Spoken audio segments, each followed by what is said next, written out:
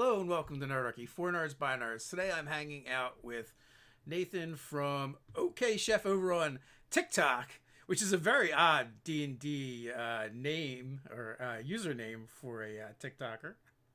Yes. Well, I'm a professional chef of 20 years on top of doing D&D, Yeah. and it was a name that I just kind of picked off the top of my head. Uh, and then all of a sudden, like I started making D&D content, and now I'm just known as the chef. So is it fair to say that you didn't initially go into it thinking you were going to be making D&D content? I originally got into the app making Magic the Gathering content. Okay. But unfortunately, it was a slow grind because like there's not a lot of Magic, or there's not a lot of people in the Magic community that are into TikTok. So it like took me about 2 months to build a small base of about 100 followers. But on my new account, when I started, I just randomly was doing one day. I'm like, like the hell with it. Let's make a D&D character, and I posted that up on my page, and all of a sudden now I'm part of D&D TikTok. Boom. So what kind of videos are you shooting over there? Well, one of the things that I do that is unique to my channel, and I like to, because I spend a lot of time on TikTok. I like to scroll through TikTok and find people doing like really cool things, because like that's what TikTok is really about. Is a lot of places for independent creators to show off their skills. So like there are lots of different creators doing lots of really cool things, and what I do is I find them and I turn them into D&D characters, which people seem to absolutely love because they get a good idea of like, oh, I want to, like, this guy is so cool. Like, for example, there is one guy named the Modern Ninja who does a lot of trick sword and like he's a martial artist and does a lot of trick weapons. And to me, he looked exactly like a College of Blades bard Yeah. mixed with a little monk, because he's doing all these katana flips and whatnot. And like, so I decided, like, you know what, Modern Ninja, you're a D&D character now. So like I built him out to like level 6, mixed level of monk and bard, and like he loved it. And then that started to blow up, and then I got involved with another small group of D&D players, or a small community of D&D players that wanted themselves turned into D&D characters because they wanted to have a D&D free for all. So I basically scope people's profiles, get an interpretation of how I think they are and how I think they play, and and then build them into characters that represent their personality. Now, are all these people actually into D&D, or are you just like randomly people that you follow and like? Uh, it's sometimes both, like, because D&D seems to be like becoming more and more popular with just all groups. One of the first people I did, turns out they did play D&D, and they absolutely lost their minds over that build, and they were so happy about it. And then there's some people that are like new to D&D or excited about it, and they don't know how to get into it, or they don't know what to do. So like I offered them like, well, here's a character that I will build for you based off of what I think that you represent, and then here you go and enjoy. And like so far, everybody that has I've built the character for is just being over the moon. So it's just basically do cool stuff on TikTok, and if you get my attention, I'll probably turn you into a D&D character. Nice. So D&Dizing TikTokers. There's actually a pretty big community over there for D&D as well. Uh, the D&D community is absolutely huge, and it wasn't something that, like, because what happens with TikTok is they show you videos based on your interests. So if you start going into D&D hashtags and liking D&D content, that will start showing up on your what is called For You page, or your main feed. And so once you start getting into it, it'll start showing you more and more and more, because like TikTok wants you to stay on the app. So they show you content that you want to see. So very rarely do I see anything that is just not what I'm into. So there are D&D groups, D&D cosplay groups, because because of the format, the nature of the TikTok format, it's very conducive to like role play and video. So we do a lot of like lip syncs to songs to portray our characters, and like different bits of entertainment, and anywhere between like 15 to 60 seconds of role play over video. So with everything going on in the world, have you found yourself playing more D&D or less, or just Uh, games in I general? I with everything that's going on in the world right now, because I don't play online. I've played a lot less D&D, but I have it that gives me a lot of free time to talk about it. Yeah. but also I've been playing D&D in a way over TikTok. I get like a chance to dress up as my OC cosplay and do roleplay videos. So I actually get to be my character, and it's a way to exercise that desire to roleplay. I get to just put on a cosplay and be them. Nice. I mean, that's pretty cool. Although it might be time to bite the bullet, man, and check out some online gaming. Yes, no, of course. Though I usually like I get really into my games and I take my characters very personally, so I have a tendency to play with small, close knit groups. Like we all have a tendency to use like D&D as a way to work through things and like almost as a way of like not only a game but therapy. So like we play in a very tight knit group, and it's just without being able to be a part of this very tight knit group, my games have kind of fallen apart. Yeah, I mean that part is that's kind of rough. I've definitely played with people that use D&D as therapy, but they don't always get consent from the rest of the group. No, that's 100%. That's why like that's why we play this way. That's why we play with a very group, and like that's actually one of the things that I try to talk about on my channel is using D&D characters as a different way to exercise your demons or like some like repressed thoughts and exercise them in a fun way. Like I recently did an interpretation on how I feel that how do you pronounce it? Asmar. Sounds good to me. Yeah, like how I play Asmar, which is usually just basically, to boil it down, angels with anxiety. Because to me they always seem like I relate to Asmir because like they seem like kind of like the kids that were in the gifted program that everybody expected great things from, that like the societal pressures that are placed on Asmir being part of the divine. Like you could role play it off to be like I am the great hero or whatnot, or you could role play it off as somebody that just wanted to be like a librarian, but because they're of their divine lineage, they're forced to go out and slay monsters, which is maybe something that they don't want to do. Yeah, I mean that's a good point, especially like they also get an angelic mentor, tutor, or person in their life, which only adds to that sense of importance, whether they want it pressure. Or not.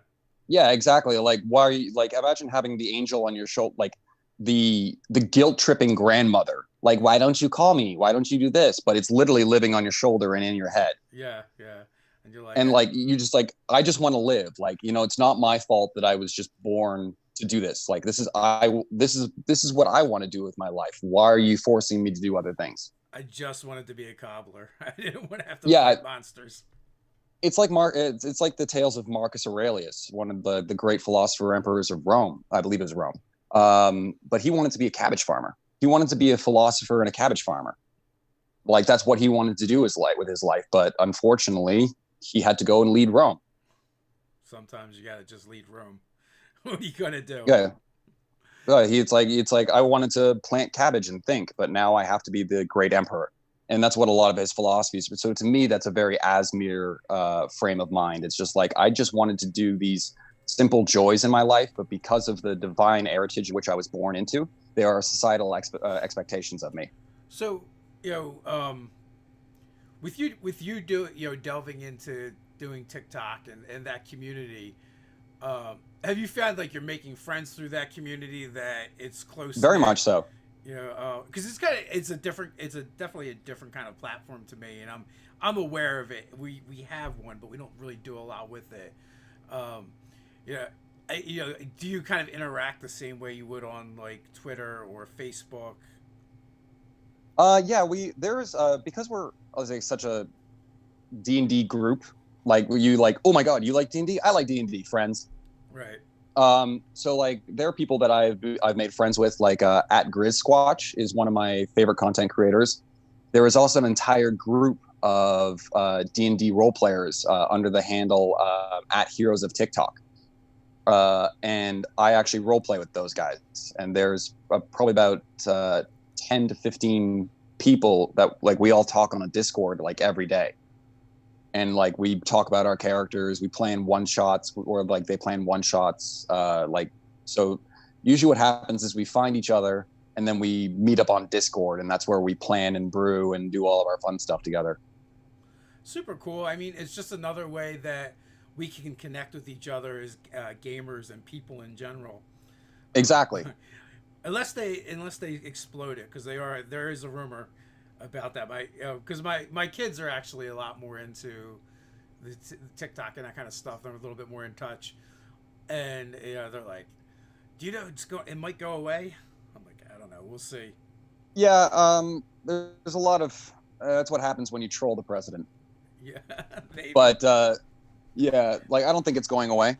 Yeah. And if it does, like I'm Canadian, so like I can still make content. Yeah.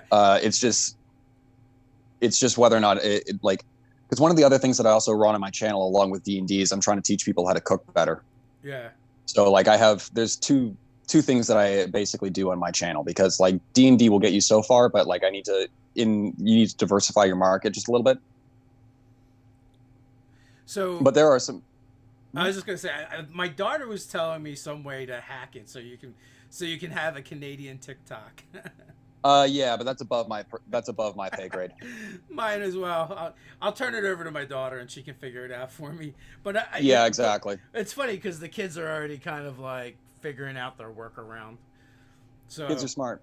They will still be able to troll whoever it is they want to troll. Yep. Yeah. Keep it up, kids. So does being a chef, does that work into your D&D games at all? I actually have a tendency to play my interpretations of cooks and chefs. The OC character, the original cosplay character that I'm doing right now, is actually a chef, and he is a cleric of the food gods. So, I like finding what I do is I find different ways to role play my spells with physical, like with things like a heal spell might be in a Claire that he jams in your mouth. Perfect. Or like food that can in one of my role plays, because my rogue, my character, he's kind of roguish. Yeah. Like in the kitchen, we don't believe in rules. We believe in the rule of what chef says, but other than that, get things done. But I kind of lean into the Anthony Bourdain back alley, like tradesman. How do you get good product when it's not in season? Well, ask a cook. We'll find a way. It may not be legal, but we'll find a way. I'm just envisioning the barbarian where you go to shove the eclair in their mouth. They're like, no, I'm all keto. Get up. Well, yeah, it's also fun being a chef, or like playing a chef character when you have access to healing word. It's like, get the hell up. Like, what are you, soft? Move. Back on the line. And like everybody gets back up. Yeah. As always, there's links in the description, and when this goes from being live, there will be a pin post as well. And Nathan is at OK Chef over on TikTok, where there's a thriving D&D community going on right now that you guys can check out, that I've kind of stumbled upon. I'm trying to get some more of the TikTokers to come over here on YouTube and chat with me. So are you usually a player or a GM? I am I'm a co-DM. Because of like autism and other things, like I have most of the rule book like kind of in my head. And I'm a very creative player, and I like helping the DM. So like the DM will be doing something, they'll turn to me like, you figure this. They use me as a resource. Like instead of picking up the DM's handbook, they'd be like, Nathan, what's the rule on this? And I'll be like, that. They're like, okay, thank you. Or if they need like extra characters built to fill out like a party roster or something, they'll kind of give me hints. They're like, oh, you need this, because like I can separate Nathan Jones from the character. So like I don't metagame. So like I will be helping the DM, or the DM will be using me as I'm too much of a control freak to actually DM a game, because to me it's just like wrangling kittens. Yeah. However, I have nothing but respect for DM. So what I do is try and make their life easier. So I was just gonna say wrangling kittens is accurate enough. Yeah, it's like I'm kind of like a diet rules lawyer. Like I like to play things, like I build logically and like remember books. Like I understand D&D doesn't really have the rules, but like I do have the understanding of the base knowledge of the rules. So like when my DMs need some rules knowledge, they're like, you tell me what it is. And I'm like, here it is. And they're like, okay, cool. So they either decide to go with that or throw it out the window. If they throw it out the window, I'm not the kind of be like, that's not the rules. But like, if you need to know the rules, here's the rules. Which I mean, that's a great resource at the table when you have someone you can tap into like that. Especially, I find it is kind of harder sometimes for us. Like, we botch stuff on the channel all the times because like we've got like 5 editions, living in our brains, and sometimes we jumble things up. Sometimes we remember Yeah, of something course. from a previous edition. And it's D&D, so rules are only just a guideline. So Like, yeah, absolutely. And one of the things about 5e, they lean more heavily into the idea that it's more about rulings over rules, compared to yes, like third edition, where it was like, I think that's when it was the worst. The worst is third edition and Pathfinder. It's like that's where I cut my that's what I cut my teeth on. yeah, that like everything is spelled out, and I just feel like it creates this environment that the rules lawyer can really live and thrive in, for Yeah, better yeah. or worse. Yeah, like I know as a combo player, I ended up building some weird, stupid shit in 3.5 and Pathfinder, just because it gave you so many of those options, and eventually it just became too many options where I just lost interest. Yeah. Well, I mean, at some point that was also part of the fun in third edition compared to second edition and first edition, where you didn't even have those options. And I know like Ted loved, spreading out all the books and finding how many different things you can combine. Whether you're talking about the character, creating a character or creating a monster with templates or whatever. So Yeah. TJ wanted to know if you checked out the recent UA chef feat. Yes, I have, and I thought it was genius. Yeah, it's and they had done it before, because they did this skill feats, and they must be thinking about that one because they brought it back, and I feel like what they brought back was way more useful than the original one. I think like the other one gave you like advantages versus being poisoned and disease or something, where this one is like you have the treats. Yeah, I like that it kind of gave a diet song of rest effect. Yeah. It kind of gave like it gives like the song of rest feat, almost like the bardic ability. And also, what I was a really big fan of, which I was really glad that people paid attention to, was that it's a bump to wisdom. Yeah. And that to me as a chef, seeing a wisdom bump, I'm like, that is correct. It's not like cooking is not not really an intelligence skill. Yeah. It's a practiced over 100 times, days and days and years of skill training, which is a wisdom skill. Like I joke that I am a wisdom character. Like I am not an intelligence-based character whatsoever, but I have lived a life that has taught me many different things. And also you're smelling, you're tasting, so there's a lot. Yeah, smelling your taste. Is a lot more intuitive than book learning the recipe. Yeah, exactly. Like you might learn a recipe, but then people are like, "Is this what it's supposed to taste like?" And I'm like, how taste it? Yeah. Do it again. Taste it. Do it again. Taste it. Do it again and again. I've seen a few food-based and cooking-based campaigns pop up too. For a while, Doug had ran one. One of the chefs that I played was named after one of the first great chefs, Auguste Escoffier. Mm-hmm. And he was a cleric he was a forge cleric. And his entire thing was going around the world to fight monsters and try new foods.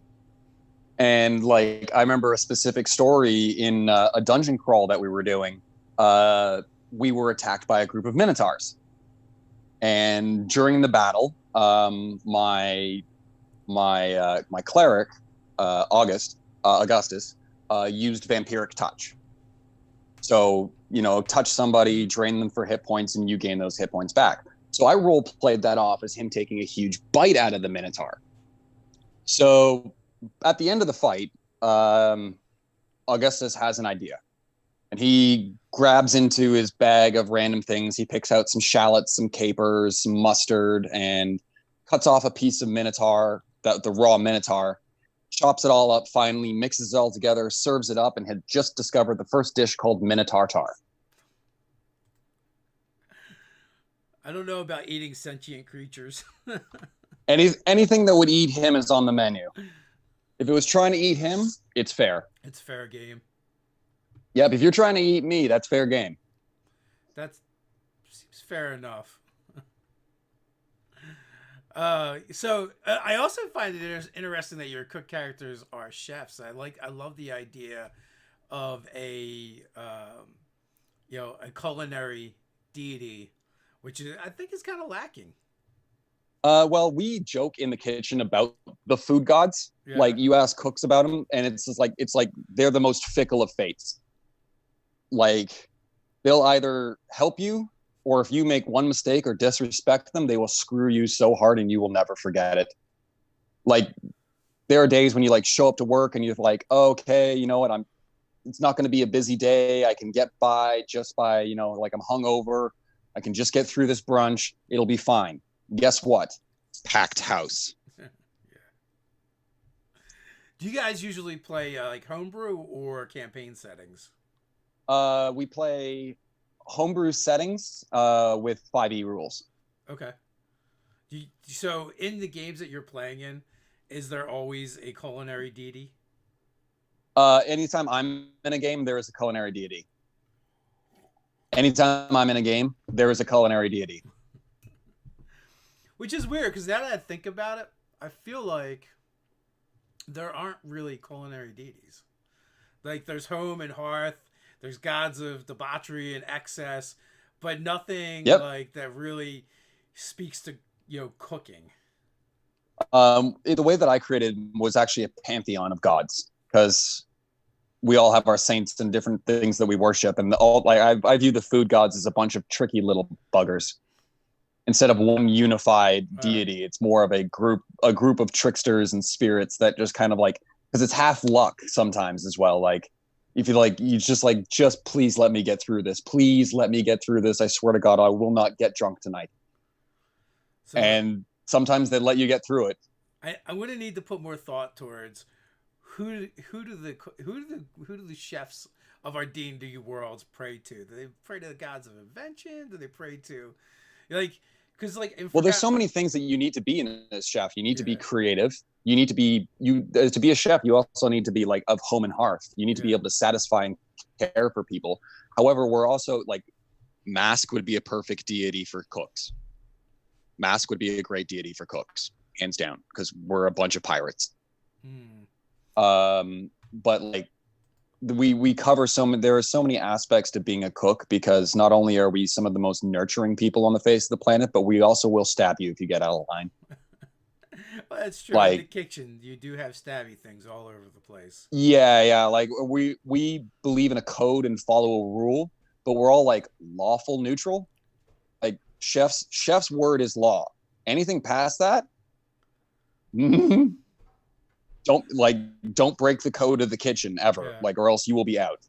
Disrespect the kitchen, disrespect the chef, disrespect the food, and you will be thrown out on your ass so goddamn fast.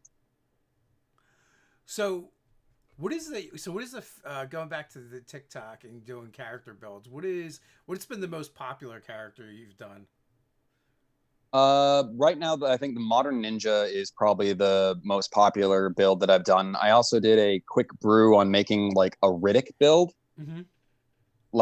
based on like the Chronicles of Riddick, which was like I viewed as a barbarian rogue mix, which I thought was really cool because like most people talk about Rage as like this bloodletting, screaming, like kind of like going berserk. Yeah. But to me, Rage could also be that cold kill where you zone out.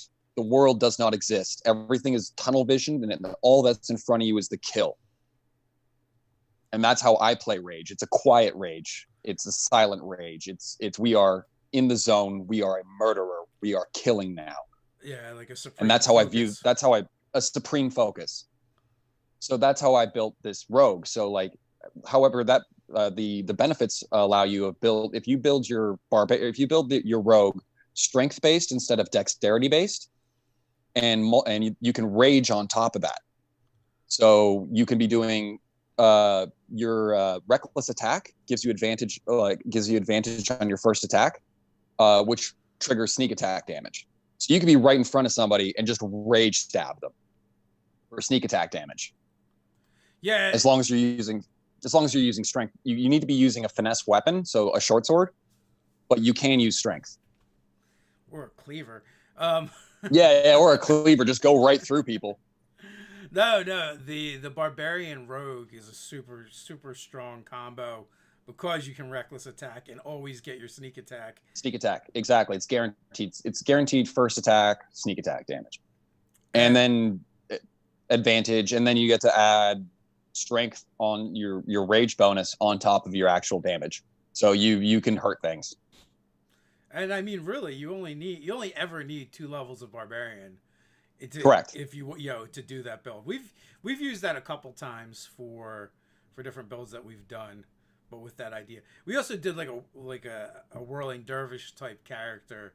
Yeah, yeah. And kind of defined like rage instead of being, like you said, berserker rage, but being more of a battle trance. Yeah. So, but there are also some, like, one of the characters that I'd love to build on my like just for myself is Guts. I haven't built a good just strength character. Like, I mostly play charisma, wisdom, and dexterity characters, but it's been a long time since I played a character that just hits things. yeah. Well, unfortunately, too, in 5e, strength has taken a bit of a hit. Yeah, I always say strength is a dump stat. It's I mean, you can easily replace it with dexterity, which is like your armor class, your a better Exactly. throw, your initiative. Exactly. I And wish, or I was just gonna say, like dex charisma characters. I wish they would do something more for strength. At least, I mean, at least in third, they did do where you did 1.5 times your strength. So at least it was something to for the bigger weapons, or Yeah. maybe they need to add strength requirements into the weapons. We were actually dissecting strength in the game, and it's like it doesn't actually really mean very much. To be honest, as a part-time martial artist, and like I study Fiore, Mayor, and Mayor. There's 3 of them.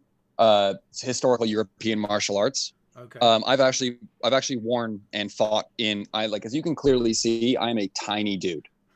But I have worn and fought in full plate mail, and having done that before, it should be a constitution.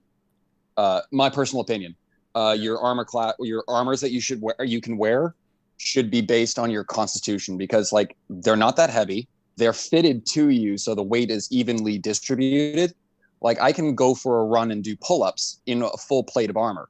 However, going for the run is the harder part. It's being able to to be able to, like, have the fitness to remain in armor for that long. Like, it's because it's not that heavy. That's another misconception people have, is about, like, how heavy things are. Yeah. I don't actually know. I've never worn armor. Well, except for, I don't know where Ted got a breastplate, but he's got one from someplace that we've used for bits. And yeah, it's not very heavy. It is a little constricting, though, as far as like your. It is constricting. It is a little constricting, but, like, if armor was constricting and too heavy, people wouldn't wear it because they'd die. Yeah. Because mobility on a battlefield, if you, like, in armed combat, knocking somebody over and then finishing them off with a dagger is generally the way to go. Because it's when you're on your back in armor, it's pretty hard to get up. You're a turtle. But yeah, but essentially, if armor was as heavy and as cumbersome as people make it out to be, everybody would be dead. Yeah. And nothing bad design does not survive the battlefield. It's also why they would turn their swords around and use the The Murdhau. Yeah. Murdhau, yeah. Smacking somebody in the face with a pommel is a legitimate tactic, especially if they're wearing plate armor, because, like, a blade is not going to do, like, despite what video games tell you, hardened steel is not cutting through hardened steel. No. If you turn around and smack them with the freaking pommel, that'll ring their bell.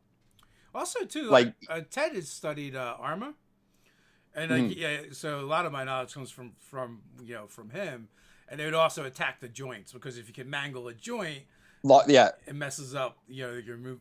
Which is why grappling should be better. Like, Fiore, who is an Italian swords master, preaches very much about grapples and locks. I can't pronounce the Italian name for it, but like wrestling is a major part of Fiore's longsword art. Because like if you can get in and lock a joint, it doesn't matter how strong your opponent is if they're in an arm bar. Yeah, some of the videos I've seen on YouTube are pretty cool when they do the grappling stuff, and they're knocking they're knocking the opponent to the ground, or they're on hip throws. They're half sorting. Half sorting is fantastic. That's how you get in between the joints. It's like you're not going to be swinging from here or whatnot. You grab the sword, shorten the length of the blade, and use it to drive into the neck, like up through the neck, in through the arms, through the gaps through the sides of the plates. But that's where HEMA nerds just like. I once asked a DM if I could flip my longsword around and hit him with the blunt end, and they're like, "You're going to take damage," and I'm like, "Hold on one second, I'm going to go show you how we do this." Yeah, they're not that sharp. Yeah, and it's just, or the preconceived notion that long swords are like these big heavy things that just annoys the crap out of me. Yeah. They're 3 pounds at the heaviest. Yeah, the weight, like you said, the weights are generally off by a bit.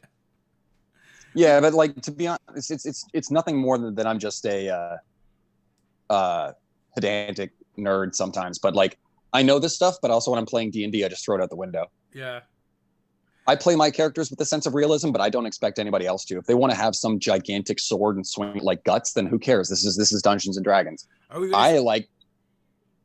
just saying, are we going to see any longsword TikTok videos? I have a tendency to not talk about HEMA a lot on my channel, mostly because everybody with an opinion will be in the comments, and I'm not really interested in any opinions that are not from people that are teachers. Makes sense. Like, I've seen a lot of people writing comments on like other martial artists on TikTok that are posting things. They're like, that's not how you do it in For Honor, and I'm like, I need you to be quiet. Yeah. I need you to. Yeah. A buddy of mine teaches kung fu, and he has a couple kung fu channels, and yeah, it is a different breed. I'm like, I'd just rather talk about cooking in D&D. Thank you. Yeah. Like, they'll get the comments where like, that's not real, that doesn't work, all the time, and like, because they have like his instructor. I mean, he teaches, but his instructor kind of has like a standing challenge where he lets pretty much anyone try and choke him out, and no one's able to choke him out. And and like fourth degree dance and judo will try and have not been able to. And and then the internet, well, that's not real, that person sucks, that person's no good, that's why they can't do it. And they like have no idea about either of the people, really. Yeah, well, it's just like when something like that I'm comfortable with, which is my cooking, a couple of times people will try and comment on that, and it'll be like, oh, that's not this. And I'm like, oh, buddy, you are talking to the wrong human being right now. Yeah. Wrong. You fucked up. Yeah, so, the internet is kind of like that. Yeah, but that's one of the things that I like about the D&D community is it's mostly just a positive, that's like, it's all positive, well, it's predominantly positive vibes on TikTok. More people are interested in building each other up. So we got a great question in the chat. Brian says, it's not is it not true if you're wearing full plate and get touched by a ghost or goblin, your armor will explode, leaving you in your underwear? It is absolutely true. I don't know, I'm not sure of the reference, but I'm pretty So there's an old school side scroller, I think it was for the original Nintendo, called Ghosts and Goblins. And the first time you got hit, your armor would fly off, leaving you in your underwear. Oh, yeah, that'll happen. And it was an extremely difficult game to beat. And a lot of fun. But I digress. Sounds like sounds like OG gaming. Yeah, yeah. You definitely couldn't. There were no cheat codes back in those days, or if there were, you had to discover them old-fashioned way, or maybe you could Yeah, I buy a remember. guide someplace. Yeah, like my first system was the NES, like the gray box. Yeah, yeah. I That remember that one. that was mine. That was mine as well. Oh, it was an arcade game. I only know it from the NES. That's where I played it, but it was one of my Hmm. favorites for a while. But yeah. So, what kind of what people expect over on, or so who are some of your favorite TikTokers to follow for D&D? Who would you My recommend for favorite, people? Offbeat Outlaw. Offbeat Outlaw is fantastic. He's a University of Toronto graduate in theater and talks a lot about DMing. It's actually he's also very funny. So he talks about DMing. He talks about he does comedy skits based on things that happened in his game. Uh, a lot of comedy skits based on like chaotic, stupid characters. Uh huh. We all have them, and like I've met him personally, and he'll tell stories about like what he calls his idiot group, or and just the amount of dumb shits that they do. Another guy that I watch a lot of is at Grizz Squatch. Uh, he does a lot of role play videos. He does a series called Wally's Wondrous Items, which is just like a role play session of just different items that you can use in your D&D campaigns. So like some homebrews, so like finding things from the internet and then like being like, here, this is something that you can use for your campaign. And he's very successful, and his channel is blowing up right now. Also, if you follow, go to at Heroes of TikTok. That is an entire group of people that we do original story cosplay D&D stories. There's also the D&D mom. She's great. There's so many. Like I can't remember like the names of all these people because like I'm just bad with names, but there Yeah, are yeah. so many quality TikTokers that are doing great content. I just know I could not go without mentioning Offbeat Outlaw, Grizz Squatch, and the Heroes of TikTok. Nice. Like I said, we're trying to branch out a little bit, and also like so we used to do these live chats a couple years ago, and there was no TikTok back then. Yeah, Yeah, so yeah. I've only been on TikTok for a couple of months now, but like 2 months into COVID, Okay. So, like it's very new to me. but so your TikTok has grown pretty fast then. I just hit 29,000 followers today. Yeah, nice. Congratulations. Working on it. It's a slow grind. The TikTok algorithm isn't favorable to a lot of content, but I try and post daily. If I'm not trying to teach you how to cook, I'm trying to teach you how to make a better, Yeah. or I'm trying to help you with D&D. Like one of the next segments that I plan on covering is something that I'm actually really excited about. It's the concept of paired builds, uh, which I've done once in a campaign.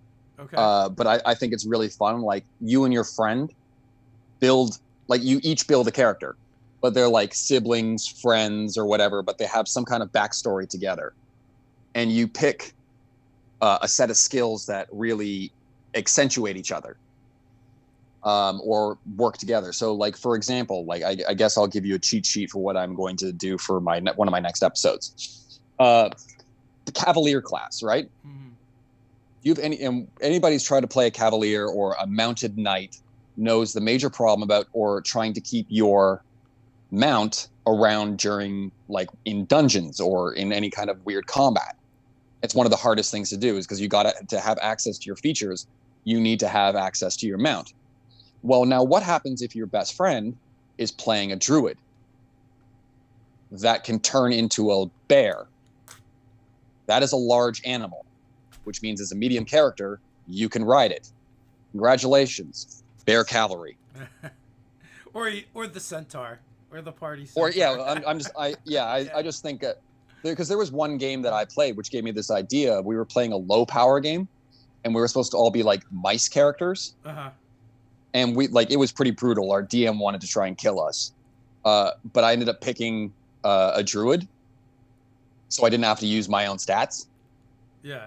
And I just played almost the entire game as either a wolf or a bear, and I got a taste for being an animal companion, which actually led to the inspiration for another character, which was a druid that I built. But I talked to the DM and we reversed the rules, so he could only stay in human shape for an hour based on his druid level, and for the rest of the time he was in animal form. So we just flipped the switch. So his backstory was he was a spirit that was like a ranger's animal companion, and when the ranger, he spent his he was or he was attached to a druid or a ranger and spent his entire life with this ranger. But when the ranger died, he was gifted a semblance of humanity, and his entire story arc was trying to understand people better.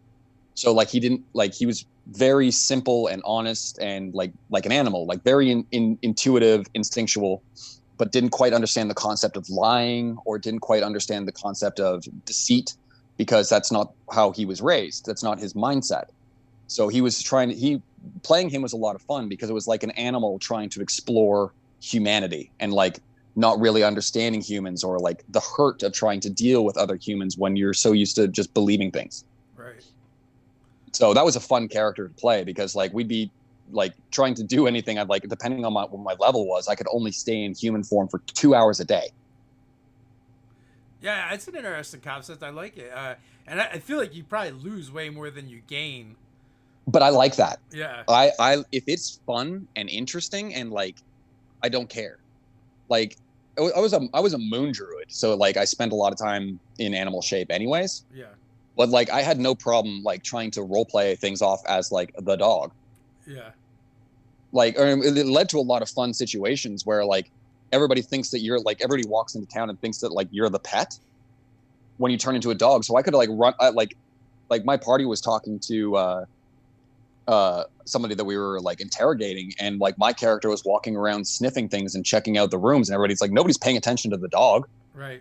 They don't know that 2 hours later the dog's going to turn into a human being, this is what I saw, this is what's happening, this is what he said outside of the room, blah blah blah blah blah blah blah blah.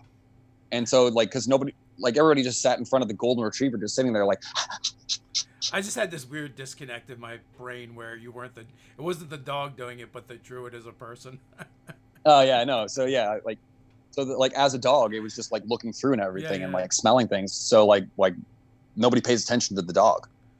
It's true. We use familiars that way all the time for that reason. So Brian wants to know, if you were in a fantasy cooking competition like Chopped, how would you prepare the gelatinous cube? Oh, how would I prepare a gelatinous cube? Either gelatinous cube aspic, or an aspic, or depending on what kind of gelatinous cube it is, you could dessert might be a good idea because you have different kind of gelatins. You could also dissolve the gelatinous cube in a soup stock to add richness. Also, yeah, so it depends on what kind of cube. So, but have you ever thought about doing a D&D cookbook? I think they're actually coming out with one. Yeah, but it's a lot of work and connections that I don't have. There's also RPG Crate would put in these cards that were recipes using using fantastical creatures or whatever. But I think if you flipped it over to the other side, they had actual recipes in them as well. Oh, nice. To make the stuff. Yeah. So Brian likes your idea for the gelatinous aspect, which yeah, I don't even know what that is, to be honest with you. Aspic is a gelatin used mostly in French cooking. Okay. So usually a broth or some kind of consomme that is solidified with gelatin. Nice. So you can serve it with dishes, or you can serve it on its own. So say I were to serve gelatinous cube en gelée, it would be small diced aspic of gelatinous cube with shallots, red wine vinegar, and herbs. So you also got me thinking a little bit in the chat when they were talking about the chef feat and the Bard Song of Rest. That's a pretty wicked combo. The character that I play on my D&D on my channel Uh-huh. is a bard chef. Yeah. He's a College of Blades bard, multi-classed into cleric and warlock for flavor reasons. Oh, nice. Oh, yeah. I was thinking like a singing chef, but no, the College of Bards or the College of Swords is way better. I Yeah, mean, because if you've ever seen, that's another thing that I cover on my yeah, my channel is kitchen knives. So like people, there are a couple of videos of me double blindfolded, going crazy chopping things. I believe I did see that. I was wondering if we were going to see some fingers fly. Nope, because I'm College of Blades. Yeah. So, what kind of chef are you? What kind of cooking do you do?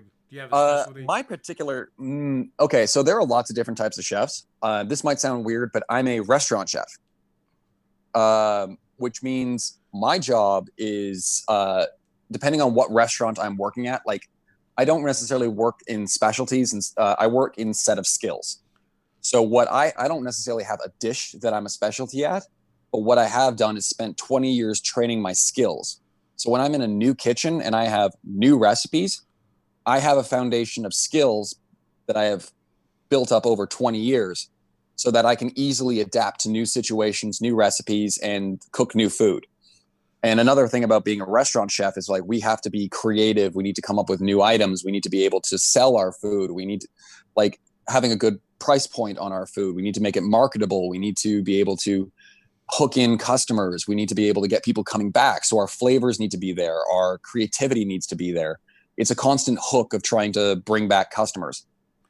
I think price point is relative. I mean, I think I've seen a $500 potato. So, well, that's not the kind of restaurant that we are. yeah, Like, depending on what restaurant I'm working at, like to be able, 1/3 of being a chef is also being a businessman. Like, people forget about that, but like, I run a restaurant. I need to employ staff. I need to pay taxes. I need to do all this paperwork. Like, I don't necessarily handle most of that myself because I'm terrible.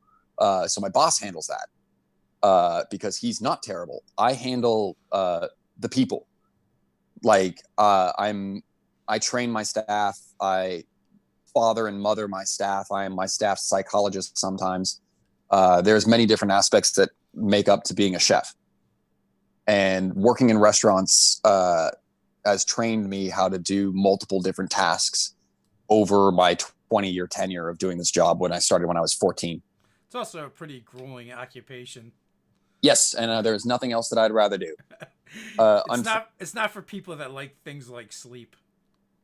No, no, sleep or any kind of self-respect. Mm. However, the industry is changing. It is a lot more wholesome than it was in the early 2000s because a lot of people like me who grew up in the industry being screamed and yelled at and degraded, we've decided that is not the way that we decide that we want to run our businesses. So we've, as a whole, of trying to move to a little bit more like, don't get us wrong, we'll still cut you. Like, we'll still cut you. That animal will always be there. But you're in a room full of knives. It's to be expected. yeah, you're in a room full of alcoholics with knives. That reminds me. I need to do more kitchen based encounters, like full on with things being cooked and fire and knives all over the place. My DM once gave me an encounter in a kitchen, and she swore she'd never do that again. Because like one of the things my DM hates about me is like she'll give me items and I'll find ways to use them against her. Yeah. And so she always just like is sitting there like this at me. Well, I mean, I think as a DM, that's what we're supposed to do anyway. Oh yeah. It is what you're supposed to do, but like then you're like, oh crap. Yeah. Like I remember one campaign we had like a luck stone and a necklace that turned whoever wore it into stone. And I think I ended up tying the two of them together and like throwing it at somebody. And like the luck stone made the necklace land on their neck and turn them to stone. And that was like a boss. I always, when I'm a player, I always like to do weird stuff anyway. Yeah. If there's a bed in a room, I want to try and throw it at somebody and light it on fire or something. You know, Yeah. or you know, my one character would grapple all the time, which is awesome if you're in the sewers, because then you're just grappling people and sticking their heads in sewage until they drown.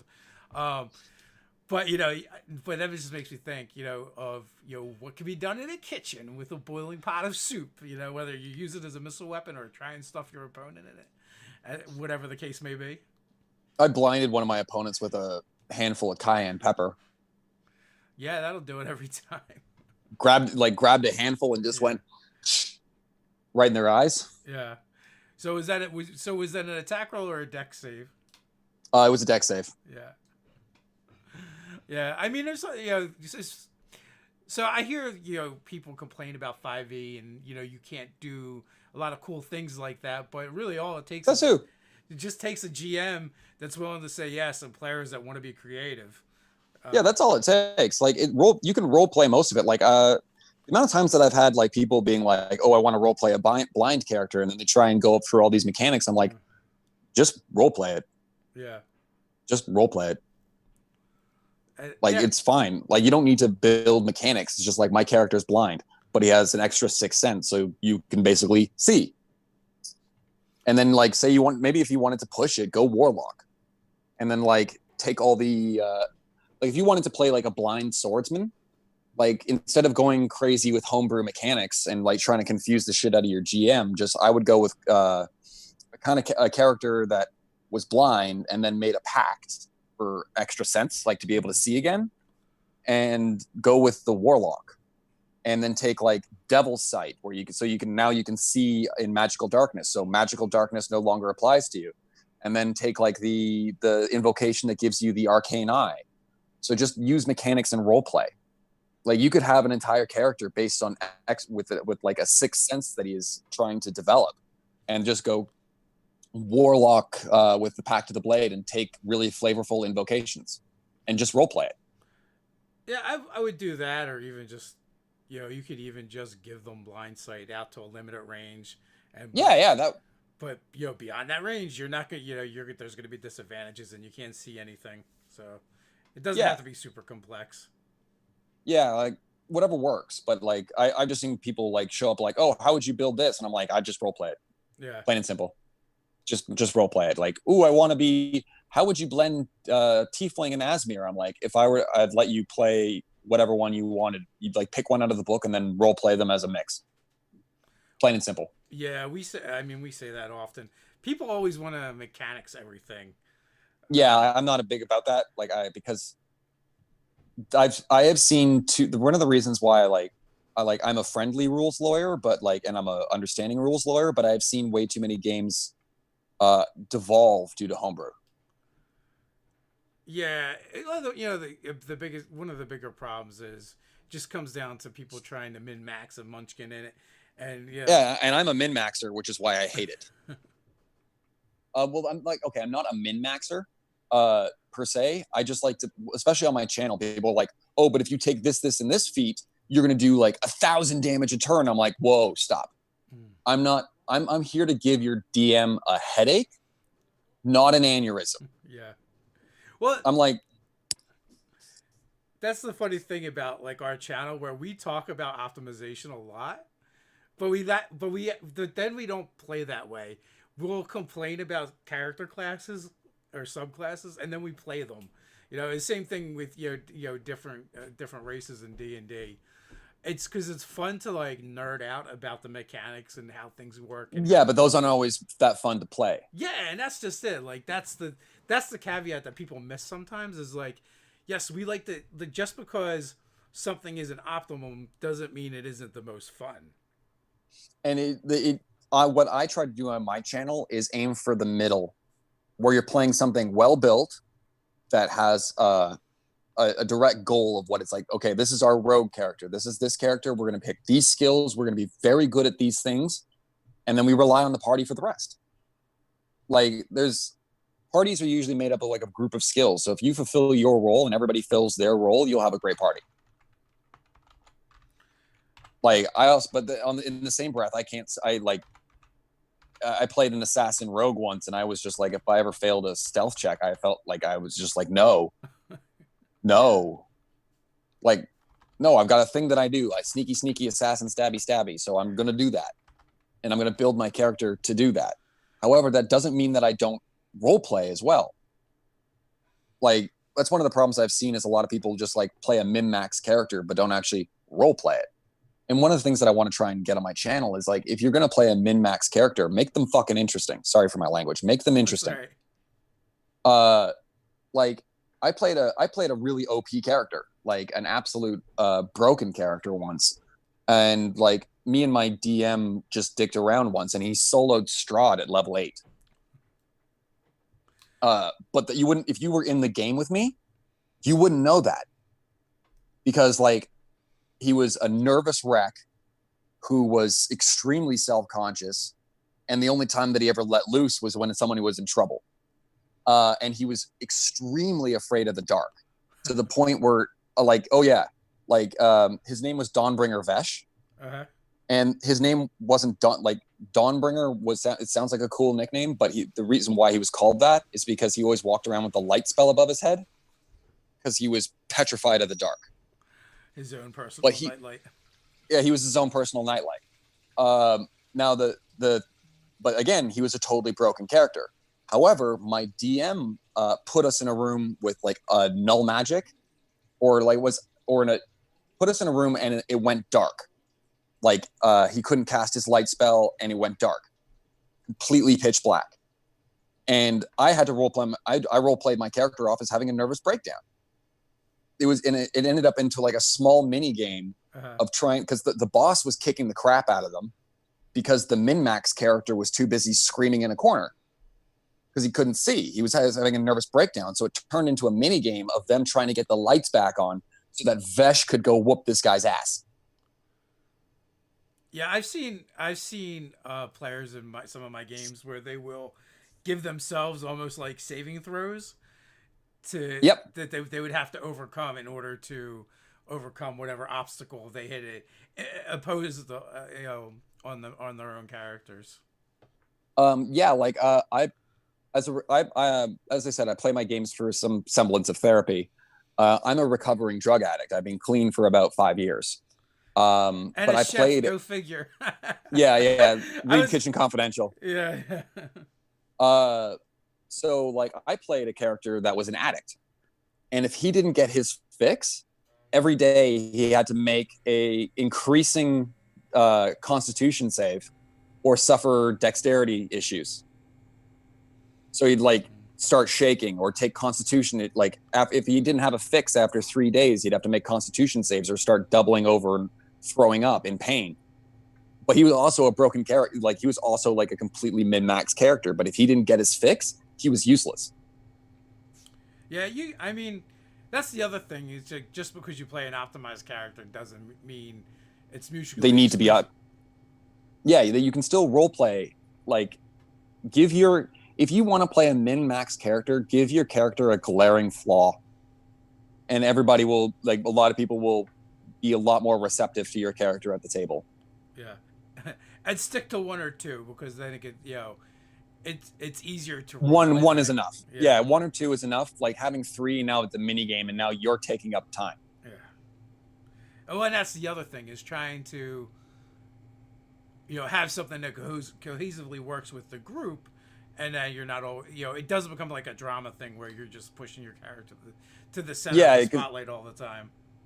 Yeah, and then like if you're going to be playing a min-maxed character that gets pushed to the center of the spotlight a lot of the time, nobody's going to like you. True. So we're up on the hour mark here. Final thoughts before we head out? Not much. It's fantastic to actually talk to you. It's been like I've been watching your content for years now, and to be like here on Nerdarchy is great. Yeah, I mean, we've interacted a little bit over on Facebook and social media, so it's cool to have you on. And I thought it's really cool that you're doing the TikTok thing, and there's a huge thriving community over there. And I figured having you on was a chance to highlight that, so people go check out the OK Chef TikTok channel, where you can learn about cooking and D&D. Maybe Yep. not in that particular order. And also plug into the rest of the cool TikTok D&D community. And with that, until next time, stay nerdy. Stay nerdy.